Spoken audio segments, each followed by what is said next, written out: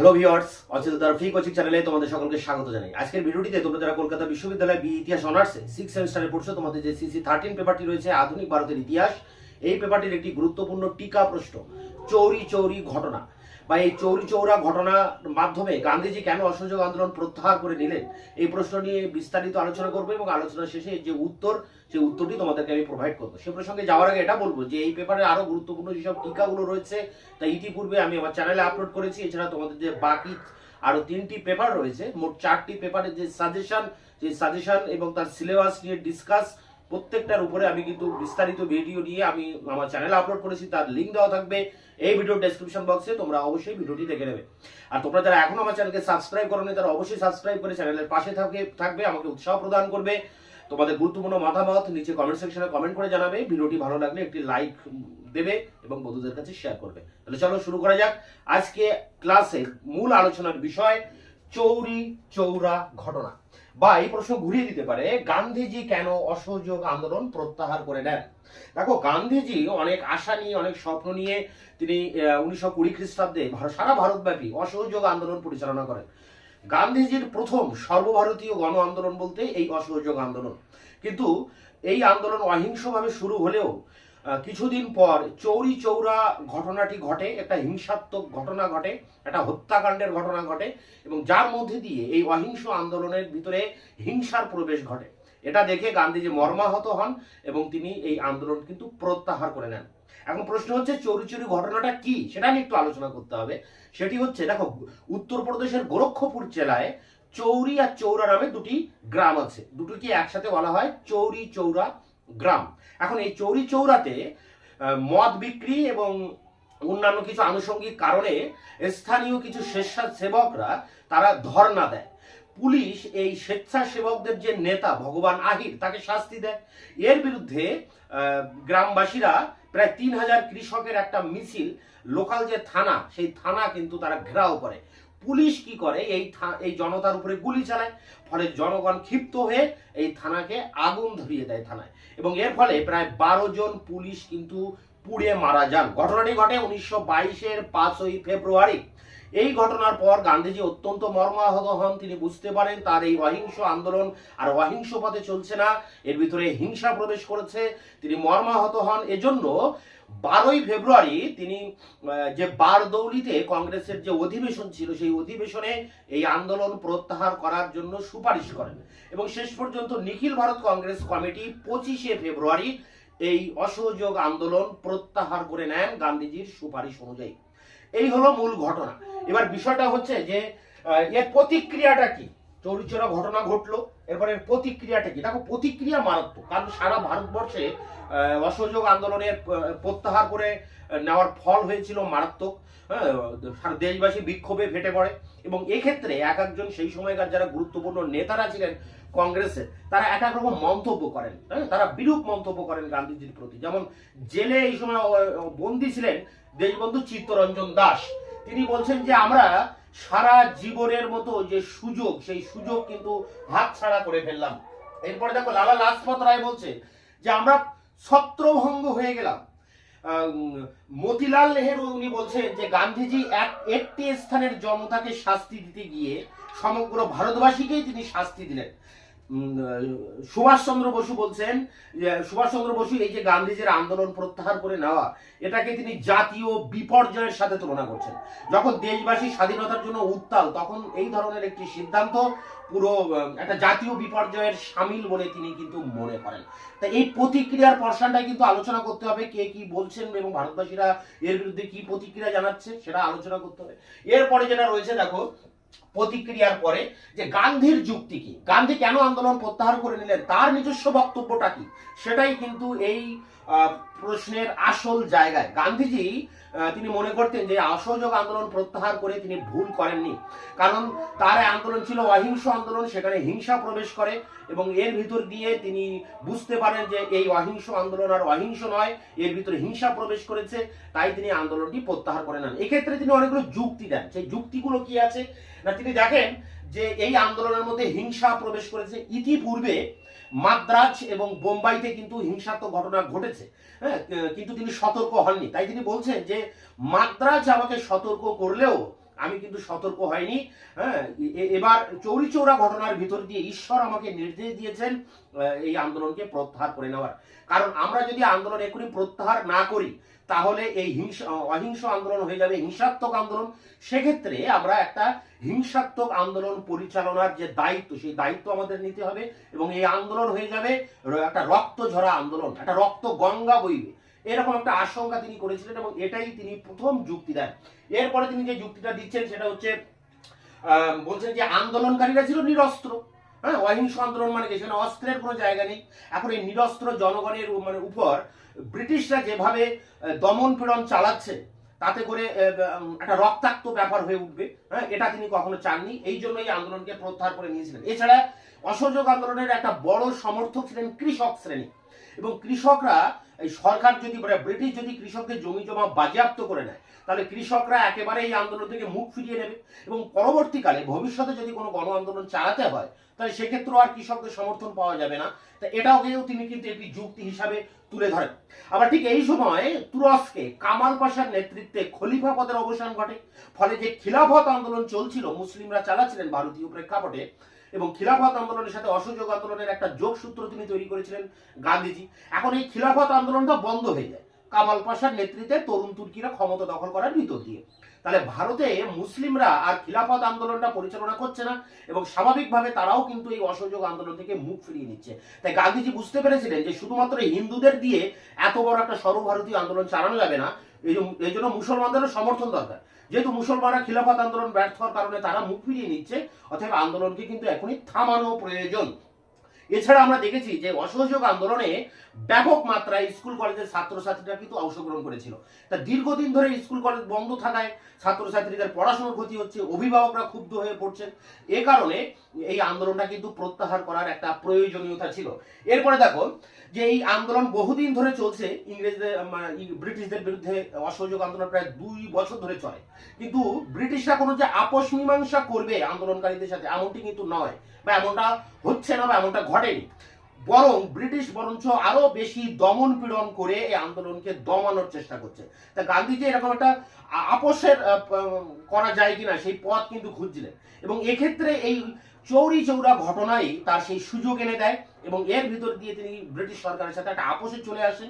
আপোষ বলতে এখানে আন্দোলনকে প্রত্যাহার করে নেন। এক্ষেত্রে সুনীতি কুমার রায় বা তিনি ঘোষ, সুনীতি কুমার ঘোষ, তিনি বলছেন যে ইন্ডিয়া, তার একটা গ্রন্থ আছে ইন্ডিয়া অ্যান্ড দ্য রাজ। এই গ্রন্থে তিনি বলছেন যে এই অসহযোগ আন্দোলনের ভিতর দিয়ে গান্ধীজি এই চৌরিচৌরা ঘটনার মধ্য দিয়ে গান্ধীজি অসহযোগ আন্দোলন প্রত্যাহার করে নেওয়ার একটা সমঝোতার পথ খুঁজে পেয়েছিলেন। এইগুলো বলতে হবে। এছাড়া দেখো এই আন্দোলনের যে মধ্যবিত্ত শ্রেণী তারা এখানে অংশগ্রহণ করেছিল, তাদের এবং অংশগ্রহণ করার ফলে তাদের যে জীবিকা পেশা সেগুলো থেকে তারা কর্মচ্যুত হয়। তাই তাদের স্বার্থের খাতিরে আন্দোলনটাকে প্রত্যাহার করার বিষয়টাও কিন্তু ভাবতে হয়েছিল গান্ধীজিকে। অবশ্যই এক্ষেত্রে ডক্টর রজনীপাম দত্ত তার ইন্ডিয়া টুডে গ্রন্থে সমালোচনা শুনে বলেছেন যে এখানে অহিংসা হিংসা বিষয় নয়, এখানে যে বুর্জুয়া শ্রেণী, সেই বুর্জুয়া শ্রেণীর স্বার্থ রক্ষা করার জন্য 1942-এর যে গণ আন্দোলন, সেই গণ আন্দোলনকে ব্যর্থতায় পর্যবসিত করতে হয় বাধ্য হয়ে, মানে বুর্জুয়া শ্রেণীর স্বার্থের দিকে তাকিয়ে। তো এই গান্ধীর যুক্তিগুলোকে কিন্তু এখানে এক এক করে লিখতে হবে। এরপর একটা মূল্যায়নে আসতে হবে। মূল্যায়নে বলতে হবে এই যে গান্ধীজি যে অসহযোগ আন্দোলনের ভিতর দিয়ে যে গণ আন্দোলন গড়ে তুলেছিলেন তার উপর ভিত্তি করে ভারতবাসী কিন্তু স্বাধীনতার স্বাদ পেতে পারত, কিন্তু চৌরি চৌরা ঘটনার মধ্য দিয়ে যে হিংসা প্রবেশ করে এই আন্দোলনে, তার ফলে ভারতবাসী সেই স্বাধীনতার স্বপ্ন কিন্তু অধরা থেকে যায়। তাই এই জন্য এখানে ডক্টর রমারোলা, মানে যিনি ফরাসি একজন ইতিহাসবিদ, ভারততত্ত্ববিদ, তিনি বলছেন যে একজনের হাতে সমস্ত ক্ষমতা কেন্দ্রীভূত থাকলে তার ভিতরে কিন্তু বিপদ আছে। যেহেতু গান্ধীর হাতে সমস্ত ক্ষমতা ছিল আন্দোলন পরিচালনা করার, তিনি এক্ষেত্রে সেই বিপদটাই ডেকে এনেছিলেন, তিনি আন্দোলনটা কিন্তু প্রত্যাহার করে নেন। অবশ্য লুই ফিশার বলছেন যে দেখো এই অসহযোগ আন্দোলনের ভিতর দিয়ে সারা ভারতবাসী একটা গণ আন্দোলনে ঝাঁপিয়ে পড়েছিল ভারতের স্বাধীনতার জন্য। এক্ষেত্রে গান্ধীর একটা কথাতেই সমগ্র দেশবাসী কিন্তু বিদ্রোহে ফেটে পড়তে পারত, কিন্তু গান্ধীর সেই কথা আর বলা হয়নি। তো এই বিষয়গুলো নিয়ে এই প্রশ্নের উত্তরটি লিখতে হবে 250 ওয়ার্ডে। কিভাবে লিখবে তোমরা সেই নোটসটা আমি কিন্তু লিখেছি তোমাদের জন্য, খুবই তথ্যবহুল। এই সব বিষয়গুলোকে মেনশন করে আবার বলি, প্রথমে একটা ভূমিকা দিতে হবে, তারপর চৌরি চৌরা ঘটনাটা কি সেটার উপর একটু আলোকপাত করতে হবে, তারপর প্রতিক্রিয়া, ভারতবাসীদের ভিতরে কি প্রতিক্রিয়া, মতিলাল নেহরু, লাজপত রায়, রোমারোলা, সুভাষচন্দ্র, চিত্তরঞ্জন, এনারা কি প্রতিক্রিয়া দিচ্ছেন। তারপরে আমাদের আলোচনা করতে হবে গান্ধীর যুক্তিগুলো কি, যে গান্ধী বলতে যাচ্ছেন এটা ভুল করেননি, কারণ এখানে হিংসা প্রবেশ করেছিল, ইতিমধ্যে বোম্বাইতে, মাদ্রাজেও হিংসা দেখা দিয়েছে, তাই তিনি এটা বন্ধ করে দেন। তিনি ঈশ্বরের জন্য একটা নির্দেশ পেয়েছেন আন্দোলনকে বন্ধ করার, হ্যাঁ, এবং আন্দোলনকারীরা নিরস্ত্র ছিল, কৃষকরা এখানে আন্দোলনে তাদের জমি জমা বাজেয়াপ্ত হওয়ার চান্স ছিল, ছাত্রছাত্রীরা স্কুল কলেজ দীর্ঘদিন বন্ধ রেখেছিল, মধ্যবিত্ত শ্রেণী যে তাদের যে জীবিকার থেকে তারা বিচ্যুত হয়েছিল, তাই এদের স্বার্থের দিকে তাকিয়ে কিন্তু আন্দোলন প্রত্যাহার করার প্রয়োজন ছিল। এছাড়া মুসলিম সমাজ খিলাফত আন্দোলন বন্ধ হওয়ার কারণে মুখ ফিরিয়ে নিয়েছিল, এইসব নানা কারণে কিন্তু এই আন্দোলন বন্ধ করার দরকার ছিল। এছাড়া 2 বছর ধরে আন্দোলন চলতে থাকার ফলে এই আন্দোলনে একটা সমঝোতার দরকার ছিল, আন্দোলনটা একটা ইতি টানার প্রয়োজন ছিল। এই তাই চৌরি চৌরা ঘটনার মধ্যে দিয়ে গান্ধীর হাতে সেই সুযোগ আছে, গান্ধী আন্দোলনকে প্রত্যাহার করে নেন। এরপরে একটা মূল্যায়ন প্রসঙ্গে আসতে হবে। মূল্যায়নে এটাই বলা হচ্ছে যে এই অসহযোগ আন্দোলনের ভিতর দিয়ে ভারতবর্ষের স্বাধীনতার স্বাদ পেতে পারতো, কিন্তু চৌরি চৌরা ঘটনা ভারতবাসী সেই স্বাধীনতার স্বাদকে অপূর্ণ রাখে, হ্যাঁ, এই বিষয়টা বলতে হবে। এক্ষেত্রে ওই শেষে লুই ফিশারের বক্তব্যটা লিখতে হবে, যে তিনি বলছেন যে ভারতবাসী গান্ধীর একটা কথাতেই বিদ্রোহে ফেটে পড়তে পারতো, কিন্তু গান্ধীর সেই কথা আর বলা হয়নি। এই বিষয়গুলোই কিন্তু পরপর এই নোটসে আলোচনা করতে হবে। সেই নোটসটা নিয়ে আমি এবার অন স্ক্রিনে আলোচনা করব। BA history honours 6 semester CC 13 প্রশ্নমান 5 চৌরি চৌরা ঘটনা বা প্রশ্ন আসতে পারে অথবা দিয়ে গান্ধীজি কেন অসহযোগ আন্দোলন প্রত্যাহার করে নেন। এর উত্তরটি এইভাবে লিখবে, গান্ধীজি অনেক আশা নিয়ে তার অহিংস সত্যাগ্রহ আদর্শে অসহযোগ আন্দোলনের সূচনা ঘটালেও শেষ পর্যন্ত এই আন্দোলন অহিংসা থাকেনি। চৌরি চৌরা হত্যাকাণ্ডের মাধ্যমে এই আন্দোলন হিংসার অনুপ্রবেশ ঘটলে গান্ধীজি আন্দোলন প্রত্যাহার করে নেন। উত্তরপ্রদেশের গোরক্ষপুর জেলায় চৌরি চৌরা নামক গ্রামে মদ বিক্রয় ও দ্রব্যমূল্য বৃদ্ধির প্রতিবাদে একদল স্বেচ্ছাসেবক ধর্ণা দিতে শুরু করে। পুলিশ স্বেচ্ছাসেবিকদের নেতা ভগবান আহিরকে শাস্তি দেয়। এতে ক্ষুব্ধ হয়ে প্রায় 3000 কৃষকের এক মিছিল থানা ঘেরাও করে। এই সমাবেশে পুলিশ গুলি চালালে উত্তেজিত ও ক্ষিপ্ত জনতা চৌরি চৌরা গ্রামে, মানে চৌরি চৌরায় কোনো একটি স্থানের নাম নয়, 2টি গ্রামের নাম, থানাতে আগুন লাগিয়ে দেয়। এতে 12 জন পুলিশ পুড়ে মারা যায় 1922-এর 5ই ফেব্রুয়ারি। এই ঘটনায় গান্ধীজি অত্যন্ত মর্মাহত হন এবং বারদৌলিতে অনুষ্ঠিত কংগ্রেস অধিবেশনে আন্দোলন বন্ধ করে দেওয়ার প্রস্তাব তোলেন 1922-এর 12ই ফেব্রুয়ারি। গান্ধীজির এই প্রস্তাব মেনে নিখিল ভারত কংগ্রেস কমিটি অসহযোগ আন্দোলন প্রত্যাহার করে নেয় 25শে ফেব্রুয়ারি। এর পরের প্যারায় দেখো, গান্ধীজির, মানে এটা প্রতিক্রিয়ার উপরে, গান্ধীজি অসহযোগ আন্দোলন বন্ধের সিদ্ধান্তের বিরুদ্ধে সারা দেশ জুড়ে তীব্র প্রতিক্রিয়া দেখা দেয়। জেলের মধ্যে বন্দী অবস্থায় দেশবন্ধু চিত্তরঞ্জন দাস তার প্রতিক্রিয়া জানান। সারা জীবনের মতো আমরা আমাদের সুযোগ হাতছাড়া করলাম। নেহরু জানান, মতিলাল নেহরু, একটি স্থানের জনতা পাপের জন্য গান্ধীজি সমগ্র দেশবাসীকে শাস্তি দিলেন। সুভাষচন্দ্র তীব্র প্রতিক্রিয়ায় এই সিদ্ধান্তকে জাতীয় বিপর্যয়ের আখ্যা দিয়ে বলেন, জনগণের উৎসাহ যখন চরম সীমায় পৌঁছেছে ঠিক তখনই পশ্চাৎ অপসারণের সিদ্ধান্ত জাতীয় বিপর্যয় থেকে কম নয়। নোবেলজয়ী ভারততত্ত্ববিদ রোমারোলার মতে একজন ব্যক্তির হাতে দেশের সকল ক্ষমতা তুলে দেওয়ার মধ্যে বিপদ আছে, এবং যে সময় আন্দোলন চরম সময়ে উপনীত তখন আন্দোলন প্রত্যাহারের নির্দেশ বিপজ্জনক ছিল। এবার এর বিরুদ্ধে গান্ধীর যেসব যুক্তিগুলি দেখো, গান্ধীজি মনে করতেন তিনি আন্দোলন প্রত্যাহারের সিদ্ধান্ত গ্রহণ করে কোনো ভুল করেননি। এ প্রসঙ্গে তিনি লেখেন, তখন যদি একে স্থগিত না রাখা হতো তাহলে অহিংস আন্দোলন পরিচালনার পরিবর্তে আমরা মূলত হিংসাত্মক আন্দোলনের দায়িত্ব নিয়ে ফেলতাম। গান্ধীজির আন্দোলন প্রত্যাহারের সিদ্ধান্তের পক্ষে কয়েকটি যুক্তি ছিল, তো এখানে যুক্তিগুলো 1-2 করে লেখা হয়েছে। দেখো, প্রথম যুক্তিতে কি বলা হচ্ছে, চৌরি চৌরা ঘটনার পর গান্ধীজি স্পষ্টই বুঝতে পারেন যে অহিংস আন্দোলন ক্রমশ হিংসাত্মক রূপ ধারণ করছে। ইতিপূর্বে বোম্বাই 1921-এ 17ই নভেম্বর ও মাদ্রাজ 1922-এ 13ই জানুয়ারি সামান্য হিংসাত্মক ঘটনা ঘটলেও চৌরি চৌরার পর তিনি স্থির থাকতে পারেননি। তিনি লেখেন, মাদ্রাজ আমাকে সতর্ক করে দেয় কিন্তু আমি গুরুত্ব দেইনি। চৌরি চৌরা ঘটনার মাধ্যমে ঈশ্বর আমার কাছে স্পষ্ট নির্দেশ দেন। 2 নম্বরে দেখো, এই আন্দোলনের অংশগ্রহণকারীরা ছিল সম্পূর্ণরূপে নিরস্ত্র। গান্ধীজি আশঙ্কা করেন এদের উপর সশস্ত্র ব্রিটিশের আক্রমণ ঘটলে আন্দোলন রক্তাক্ত হয়ে উঠবে। 3 নম্বরে দেখো, আন্দোলনে কৃষক শ্রেণী গুরুত্বপূর্ণ ভূমিকা পালন করেছিল। ব্রিটিশ যদি কৃষক সম্প্রদায়ের জমি জমা বাজেয়াপ্ত করে নেয় তাহলে ভবিষ্যতে গণ আন্দোলন থেকে কৃষকরা মুখ ফিরিয়ে নেবে, এই আশঙ্কাও গান্ধীজির মনে জেগেছিল। 4-এ দেখো, কামাল পাশার নেতৃত্বে তরুণ তুর্কি দল তুরস্কে ক্ষমতা লাভ করলে নভেম্বর 1922 ভারতে খিলাফত আন্দোলন বন্ধ হয়ে যায়। ফলে মুসলমানরা এই আন্দোলন সম্পর্কে উৎসাহ হারিয়ে ফেলে। গান্ধীজি বুঝতে পারেন মুসলিমদের সহযোগিতা ছাড়া শুধুমাত্র হিন্দুদের দিয়ে এই আন্দোলন সফল করা সম্ভব নয়। 5 নম্বরে দেখো, আন্দোলনে চলাকালীন ছাত্রছাত্রীরা স্কুল কলেজ বয়কট করে, দীর্ঘদিন স্কুল কলেজ বন্ধ থাকে, পড়াশোনার ধারাবাহিকতা দারুণভাবে ব্যাহত হয়, শিক্ষা ব্যবস্থা সম্পূর্ণরূপে বেহাল হয়ে পড়ে, অভিভাবকবৃন্দ ক্ষুব্ধ হন। এই আন্দোলনের প্রতি শিক্ষিত সমাজ বীতশ্রদ্ধ হয়ে পড়ার আগে তাই গান্ধীজি আন্দোলন প্রত্যাহারের সিদ্ধান্ত নেন। এ প্রসঙ্গে তিনি জওহরলাল নেহরুকে লেখেন, the movement had unconsciously drifted from the right পথ।